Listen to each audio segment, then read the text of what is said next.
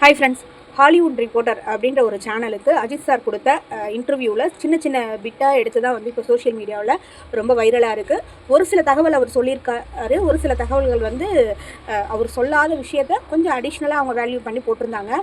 So நான் வந்து இப்போ தான் ஃபுல்லாகவே பார்த்து முடித்து அதை உங்களுக்கு தமிழில் வந்து ட்ரான்ஸ்லேட் பண்ணியிருக்கேன். கிட்டத்தட்ட இப்போ ஒரு 50 மினிட்ஸ் வீடியோ, அது 50 or 58 மினிட்ஸ் வீடியோ. அந்தளவு வந்து ஒரு லாங்கான வீடியோ. ஸோ அதை பார்த்து எனக்கு ட்ரான்ஸ்லேட் பண்ணி போடுறதுக்கு வந்து இப்போ 2 days ஆகிடுச்சு. பட் நீங்கள் கொஞ்சம் நியூஸ் வந்து பார்த்துப்பீங்க. கரூர் இன்சிடென்ட் பற்றி ஒருத்தவங்க மட்டுமே வந்து ரெஸ்பான்ஸ் ஆக முடியாது, அப்புறம் அவருக்கு நிறைய சர்ஜரி நடந்திருக்கு, இந்த விஷயங்கள் வந்து பார்த்துருப்பீங்க. பட் அதில் சில சொல்லாத தகவல்களும் நான் வந்து இதில் வந்து நான் சொல்லிடுறேன். டோட்டலாக வந்து 1 hour கிட்ட பேசியிருக்காருன்னா அப்போ எவ்வளோ விஷயங்கள் வந்து பேசியிருப்பார் இல்லைங்களா? ஸோ நான் வந்து 1 by 1 உங்களுக்கு சொல்லிடுறேன். அதுலேயுமே நான் 1 hour என்னால் சொல்ல முடியாதுனாலும் அது அவர் என்ன பேசியிருக்காருங்கிறத நான் மெயின் பாயிண்ட் மட்டும் எடுத்து உங்களுக்கு நான் சொல்லிடுறேன். வாழ்க்கையை வாழ்கிறதுக்கு மொத்தம் 2 வழி தான். ஒன்று, அடுத்தவங்களை குறை கண்டுபிடிச்சிக்கிட்டே இருக்கிறது. 2வது வந்து எவ்வளோ பிரச்சனை வந்தாலும் அதெல்லாம் தகர்த்தெறிஞ்சிட்டு நம்ம முன்னோக்கி போகிறது. இந்த 2 விதமான வாழ்க்கை தான் இருக்குது. ஸோ வெற்றிங்கிறது ஒரு காட்டு குதிரை மாதிரி. அதில் ஏறி அந்த வெற்றியை வந்து நம்ம அடக்கிட்டோம்னா பரவாயில்ல, அப்படி இல்லை நம்ம அந்த வெற்றியை அடக்கலைன்னா அந்த வெற்றியே நம்மளை கீழே தள்ளிடும். அஜித் சாரோட வெற்றி வந்து வைக்கிறதுக்கு நிறைய பேர் வந்து சப்போர்ட் பண்ணியிருக்காங்க. எல்லாருக்கும் நன்றி. ஓவரால் வந்து எல்லாருக்கும் நன்றி. ஷாலினியோட பங்கு வந்து என்னோடய லைஃப் இந்தளவு சக்ஸஸாக போயிருக்குன்னா அவங்களோட பங்கு வந்து அதிகமாக இருக்குது. ஸோ அவங்களுக்கும் நான் வந்து தேங்க்ஸ் சொல்லிடுறேன் அப்படின்னு சொல்லியிருக்காரு. ரேசிங்னா என்ன அப்படிங்கிறதுக்கும் வந்து ஒரு அழகான டெஃபினிஷன் கொடுத்துருக்காரு. ரேசிங் அப்படிங்கிறது ஜஸ்ட் அது ஒரு கேமிங் கிடையாது. அவருக்கு வந்து எல்லாத்தையுமே வந்து ரேசிங்கை வந்து கற்றுக் கொடுத்தது அப்படிங்கிறதையுமே வந்து அழுத்தம் திருத்தமாக வந்து சொன்னார். ரேசிங்கில் வந்து பார்ட்டிசிபேட் பண்ணுறாரு அப்படின்னா ஒரு சின்ன தப்பு பண்ணாலும் அவரோட உயிருக்கே ஆபத்தாயிரும். ஸோ ரொம்ப கான்ஷியஸாக இருக்கணும். உயிரோட வேல்யூ வந்து தெரியும். ஒரு வாட்டி வந்து நான் ரேசிங்க்கு போகிறதுக்கு முன்னாடியும் இதுதான் வந்து என்னோடய ஃபைனல் ஸ்டேஜ் அப்படின்ற ஒரு மைண்ட் செட்டோட தான் நான் வந்து என்னோடய ஃபேமிலி கிட்டேருந்து நான் வந்து போவேன் அப்படின்னு சொல்கிறாங்க. இதை பேட்டி எடுத்தது வந்து பார்த்திங்கன்னா அனுப்பமா அவங்களோட பேர். அவங்க உடனே கேட்குறாங்க, இவ்வளோ ரிஸ்க் இருக்குன்னு தெரிஞ்சு எப்படி உங்களுக்கு வந்து ஃபேமிலியில் சப்போர்ட் பண்ணுறாங்க அப்படின்னு கேட்கும்போது, ரிஸ்க் இருக்குதான், பட் ஆரம்பத்தில் எல்லா ஃபேமிலிஸ் மாதிரி எனக்குமே வந்து இது போக வேணாம், வேறு ஏதாவது நீ வந்து ஃபோக்கஸ் பண்ணணுமா சொன்னாங்க. பட் எனக்கு இதில் இன்ட்ரெஸ்ட் இருக்கிறத தெரிஞ்சு அவங்களுமே புரிஞ்சுக்கிட்டு அதுக்கப்புறம் தான் வந்து ஓகேன்னு சொல்லிட்டு அக்செப்ட் பண்ணாங்க. ரேஸுங்கிறது என்னை பொறுத்தளவு ஒரு தியானம் மாதிரி. நான் வந்து உட்காந்து தான் வந்து தியானம் பண்ணணும்னு இல்லை. நான் வந்து இப்போ ரேசிங்கில் நான் பார்ட்டிசிபேட் பண்ணுறேன் அப்படின்னா ஃபோக்கஸாக உட்காந்து பண்ணுறாரு இல்லையா, ரேசிங்கில் அட்டன் பண்ணுறாரு இல்லைங்களா? ஸோ அதுவும் வந்து ஒரு தியானம் மாதிரி தான். என்னோடய ஆன்மாவுக்கு வந்து அமைதி தருது அப்படின்னு சொல்கிறாங்க. உடனே அனுப்பமா வந்து உங்களுக்கு இப்போ சினிமா பிடிக்குமா ரேசிங் பிடிக்குமா அப்படின்னு கேட்கும்போது, சினிமாங்கிறது என்னோடய ப்ரொஃபஷனல், ஆனால் ரேஸுங்கிறது என்னோடய ஆன்மாவை சந்தோஷப்படுத்துகிற விஷயம். அவர் சொல்லும் போதே தெரிஞ்சிச்சு அவருக்கு வந்து ரேஸ் தான் ரொம்ப பிடிக்கும் அப்படிங்கிறத வந்து தான் வந்து இப்படி சொல்கிறார் அவர். உடனே அனுப்பமா வந்து கேட்குறாங்க, இப்போ நீங்கள் இன்டர்வியூக்கு வந்திருக்கீங்க, தனியாக தான் வந்திருக்கீங்க, உங்களோட வாட்டர் பாட்டிலேருந்து பேக்லேருந்து யாருமே வந்து ஒரு சின்ன அசிஸ்டன்ட் கூட இல்லை, தனியாக தான் நீங்கள் வந்து பண்ணுறீங்க எப்படி அப்படின்னு சொல்லி கேட்கும்போது, நீங்கள் வந்து இவ்வளோ பெரிய ஸ்டார் எப்படி நீங்கள் இப்படி இருக்கீங்க அப்படின்னு சொல்லி கேட்குறாங்க. அதுக்கு வந்து நான் வந்து இன்றைக்கி வேணால் பெரிய ஸ்டாராக இருக்கலாம், ஆனால் நான் வந்து ஒரு மிடில் கிளாஸ் ஃபேமிலியிலேருந்து தான் வந்திருக்கேன். எனக்கு 6-7 வயசு இருக்கும்போதே அடுப்படியில் எப்படி ஹெல்ப் பண்ணணும்னு எங்கள் அம்மா வந்து சொல்லி கொடுத்துருக்காங்க. ஸோ சின்ன வேலைகள் வந்து துணி துவைக்கிறதுலேருந்து எல்லா வேலைகளும் நம்மளா செஞ்சுக்கணுங்கிறது தான் வந்து எனக்கும் பிடிக்கும் அப்படிங்கிறத வந்து மென்ஷன் பண்ணார். ஸோ அந்த ஒரு விஷயத்துக்காக தான் நான் இப்போ வந்து துபாய்க்கு வந்து ஷிஃப்ட் ஆகியிருக்கேன். இந்த துபாயில் வந்து ஷாப்பிங் போகிறேன், என்னோடய வேலைகளை நானே செஞ்சுக்கிறேன், அங்கே இருக்கிறத விட இங்கே நான் பெட்டராகவே இருக்கேன் அப்படிங்கிறத சொல்லியிருந்தார். இப்போ வந்து துபாயில் இருக்கார் போல். ஃபேமிலி வந்து இதை வந்து நமக்கு அனௌன்ஸ்மெண்ட் எதுவும் இல்லை, பட் ஆனால் ஒரு துபாயில் ஐ திங்க் ஷூட்டிங் இல்லாத டைமில் துபாயில் தான் இருப்பார் போல். அப்புறம் வந்து அனுப்பமா வந்து ஃபேன்ஸ் பற்றி கேட்குறாங்க, அஜித்தோட ஃபேன்ஸ் பற்றி. உங்களோட ஃபேன்ஸ் வந்து ரொம்ப உங்கள் மேலே பாசமாக இருக்காங்க, பட் நீங்கள் வந்து ஒரு ரொம்ப ப்ரைவேட்டான ஒரு பர்சன், எப்படி நீங்கள் இதை வந்து பேலன்ஸ் பண்ணுறீங்க அப்படிங்கும்போது அவர் என்ன சொல்கிறாருன்னா, எப்பவும் சொல்கிறது தான், நான் ஆக்டராக வந்து அது வந்து என்னோடய தொழில், என்னை வந்து அவங்க வந்து நடிகனாக தான் பார்க்கணும், மற்றபடி என்னோடய பர்சனல் தகவல்களை வந்து நான் வெளியில் கொண்டு வரணும்னு எனக்கு எந்த ஒரு எண்ணமும் கிடையாது. ஒரு படம் நல்லா இருக்குது அப்படின்னா ரசிகர்களே தான் வந்து சொல்லணும் ஒழிஞ்சு அதை நான் வந்து சொல்லக்கூடாது அப்படின்னு சொன்னார். அனுப்பமா வந்து நீங்கள் ஃபேஸ் பண்ண ஃபெயிலியர்ஸ் பற்றி என்ன நினைக்கிறீங்க அப்படின்னு கேட்கும்போது, ஃபெயிலியர்ஸை வந்து நான் வந்து அடுத்தடுத்து நான் அதுலேருந்து நிறைய லெசன்ஸ் வந்து கற்றுக்கிறேன். ஸோ ஃபெயிலியர்ஸும் வந்து லைஃபுக்கு தேவையான ஒரு நல்ல விஷயம் அப்படின்னு சொல்லியிருந்தாரு. லைஃபுங்கிறது உங்களை பொறுத்தளவு என்ன அப்படின்னு சொல்லிட்டு அனுப்பமா கேட்டாங்க. அதுக்கு அஜித் என்ன சொன்னார் அப்படின்னா, லைஃபுங்கிறது கடவுள் நமக்கு கொடுத்த வந்து ஒரு கிஃப்ட் மாதிரி. கடவுளுங்கிறது மென்ஷன் பண்ணலை, வாழ்க்கைங்கிறது ஒரு பொக்கிஷம், ஒரு கிஃப்ட் மாதிரி. அதை நாம் வந்து உணர்ச்சி பூர்வமாக கொண்டாடி அமைதியான வழியை வந்து லைஃப்லேருந்து தேடணும் அப்படின்ற மாதிரி சொல்லியிருந்தார். ரொம்ப அழகாக வந்து அவர் அந்த இடத்துல வந்து வேல்யூ பண்ணியிருந்தார். அடுத்தது இந்த இன்டர்வியூ எல்லாம் கேட்கும்போது அவங்க அனுப்பமா வந்து என்ன சொன்னாங்க அப்படின்னா, இந்த இன்டர்வியூ வந்து ஒரு இன்டர்வியூ மாதிரியே இல்லை, ஒரு இதை யாராவது பார்த்தாங்கன்னா கண்டிப்பாக வந்து அவங்களுக்கு வந்து ரொம்ப ஒரு சோல் டச்சாக இருக்கும் அப்படின்னு சொல்லியிருந்தாங்க. அதுக்கு வந்து அஜித் வந்து நான் எதையுமே வந்து ஒரு எக்ஸ்ட்ராடினரியாக சொல்ல, என்னோடய லைஃப்பில் எனக்கு என்ன கிடச்சதோ அதுதான் நான் வந்து சொல்லியிருக்கேன். ஸோ இந்த இன்டர்வியூ பார்த்து யாருக்காவது நல்ல விஷயம் நடக்குதுன்னா அதுவும் நல்லது தானே அப்படின்னு அஜித்தோட ஸ்டைல்லே வந்து சொல்லியிருக்காரு.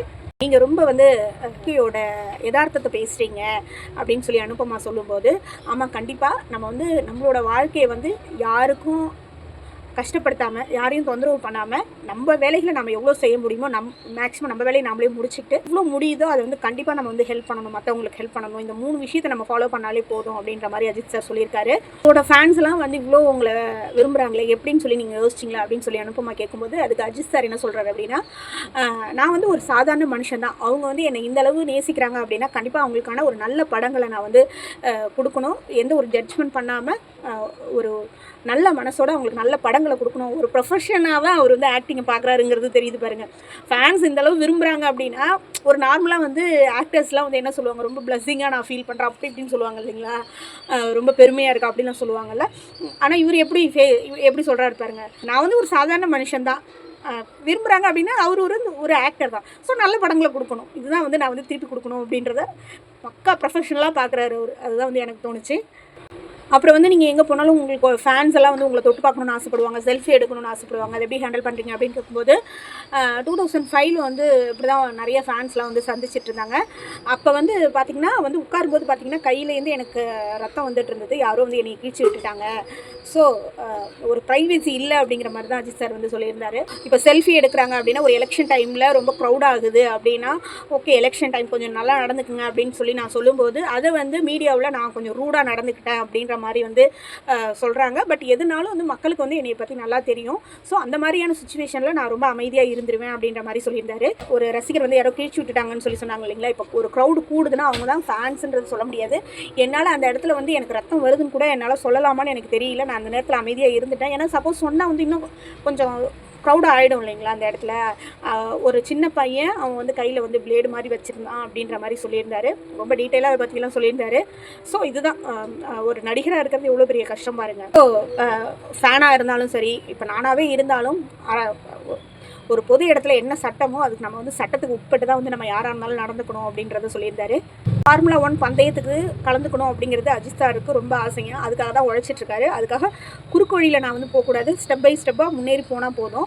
நான் வந்து ஒரு வாட்டியும் வந்து இந்தியாவுக்காக நான் விளையாடும் போது வெற்றியோ தோல்வியோ அந்த ஸ்டேடியத்தில் மக்கள் முன்னாடி இந்தியான்னு என்னால் சொல்லும் போது நான் வந்து ரொம்ப பெருமையாக வந்து ஃபீல் பண்ணுறேன். வெற்றி தோல்வியெல்லாம் வந்து அடுத்து தான். பட் ஆனால் என்னோடய எய்ம், அவருக்கு என்ன இலக்கு அப்படின்னா ஃபார்முலா 1 வந்து பார்ட்டிசிபேட் பண்ணணும். இன்னும் இந்தியாவில் வந்து இந்த ரேசிங்கை வந்து பாப்புலர் ஆக்கணும். சப்போஸ் இந்த ரேசர்ஸ்லாம் இருக்காங்கன்னா இன்ஸ்டாகிராமில் நம்ம ஃபாலோ பண்ணுறது கூட ஒரு சின்ன சப்போர்ட் தான் அப்படின்ற மாதிரி சொல்லியிருந்தாங்க. ஏன்னா இந்தியாவில் உங்களுக்கே தெரியும், கிரிக்கெட்டுக்கு இருக்கிற ஒரு சப்போர்ட் வந்து மற்ற எந்த ஒரு ஸ்போர்ட்ஸ்க்குமே வந்து நம்ம கொடுக்கறது கிடையாது. அதை தான் வந்து அஜித்துமே வந்து ஒரு மறைமுகமாக வந்து சொல்லியிருந்தாரு. பப்ளிக் பிளேஸில் இருக்கோம் அப்படின்னா நம்மளோட சோஷியல் ரெஸ்பான்சிபிலிட்டி ரொம்ப நம்ம எல்லாருக்குமே வந்து இருக்குது. ஸோ ஃபேன்ஸ் வந்து இவ்வளோ அன்பு வச்சுருக்காங்க அப்படின்னா அதுக்குமே வந்து ஒரு லிமிட் இருக்குது. பட் இப்போ என் பையனே வந்து மற்ற அப்பாக்கள் மாதிரி நீங்கள் வந்து ஸ்கூலில் கொண்டாந்து விடலை அப்படின்னு சொல்லி கேட்குறான். அதுக்காக நான் என் பையனை கொண்டு போய் விடணுங்கிறதுக்காக நான் கொண்டு போய் என்னோடய சோஷியல் ரெஸ்பான்சிபிலிட்டியெல்லாம் நான் மறந்துட்டு கொண்டு போய் விட்டேன் அப்படின்னா அந்த இடம் வந்து ரொம்ப க்ரௌட் ஆகிடும் அப்படிங்கிற மாதிரி சொல்லியிருந்தாங்க. ஸோ எல்லாருமே வந்து சோஷியல் ரெஸ்பான்சிபிலிட்டியை நடந்து சட்டத்தை மதித்து நடக்கணும் அப்படின்னு வந்து எதிர்பார்க்குறாரு அஜித் சார் வந்து எதிர்பார்க்குறாரு.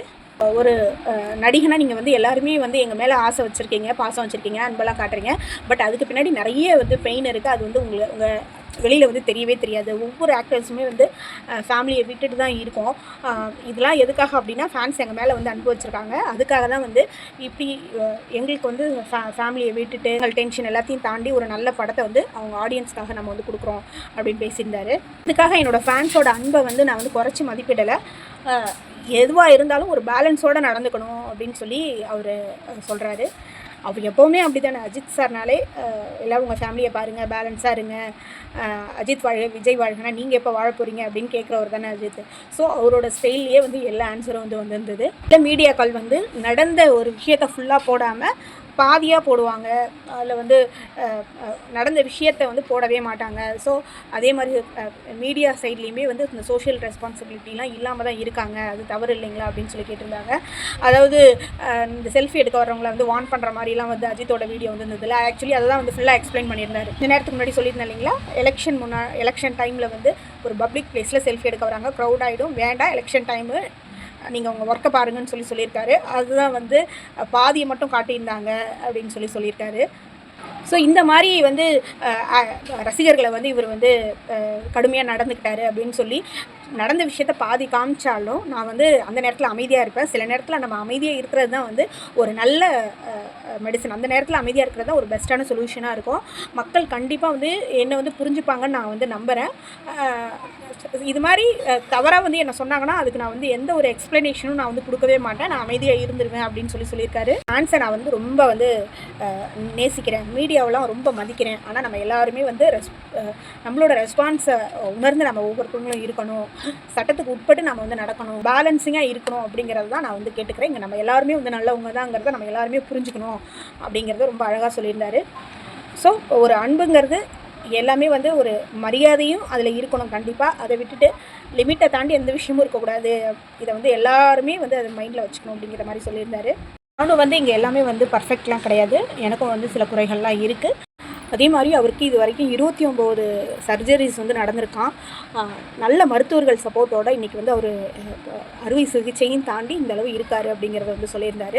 ஸோ ஒரு வாட்டி நான் வந்து யாருக்காவது வாட்ஸ்அப் மெசேஜ் போடுறேன் அப்படின்னா நீங்களும் உங்கள் குடும்பமும் நல்லா இருக்கணும் அப்படின்னு சொல்லி அந்த ஒரு மைண்டில் தான் நான் வந்து எப்போவுமே மெசேஜை முடிப்பேன். ஸோ பணத்தால் வந்து நம்ம எல்லாத்தையும் வந்து வாங்கிட முடியாது, பணத்தை தாண்டின சில விஷயங்கள்லாம் இருக்குது. ஸோ இந்த உலகத்தில் வந்து 2 வகையான மனிதர்கள் தான் இருக்காங்க. ஒருத்தவங்க வந்து கொடுக்குறவங்க, இன்னொருத்தவங்க வந்து வாங்கிக்கிறவங்க. ஸோ நம்ம கையில் பணம் இருக்கும்போது தான் நம்மளோட வேல்யூ என்னங்கிறது தெரியும். ஸோ அவர் கஷ்டப்பட்டு வந்தவர் அப்படிங்கிறதுனால இதை வந்து சொல்கிறார். ரொம்ப அவர் ஸ்டெப் பை ஸ்டெப்பாக முன்னுக்கு வந்தவர் தானே அவர். ஸோ கையில் பணம் வந்ததுக்கப்புறம் தான் நம்மளோட வேல்யூ என்னன்றது நமக்கு வந்து புரியும் அப்படின்ற மாதிரி சொல்லியிருந்தார். சென்னையில் இருக்கேன் அப்படின்னா நான் வீட்டிலே தான் இருந்தாகணும். வெளியில் போனால் ரொம்ப வந்து கூட்டம் கூடிடுது, பைக்கில் வந்து துரத்திட்டு வராங்க. இப்போ என் பையனையே வந்து நான் ஆசைக்காக கொண்டு போய் ஸ்கூலில் விடணும் அப்படின்னாலும் கூட்டம் அதிகமாகிடுது. ஸோ ஸ்கூல்லேயே வந்து கொஞ்சம் நயமாக வந்து சொல்கிறாங்க, நீங்கள் வர வேணாம் அப்படிங்கிற மாதிரி சொல்லிடுறாங்க.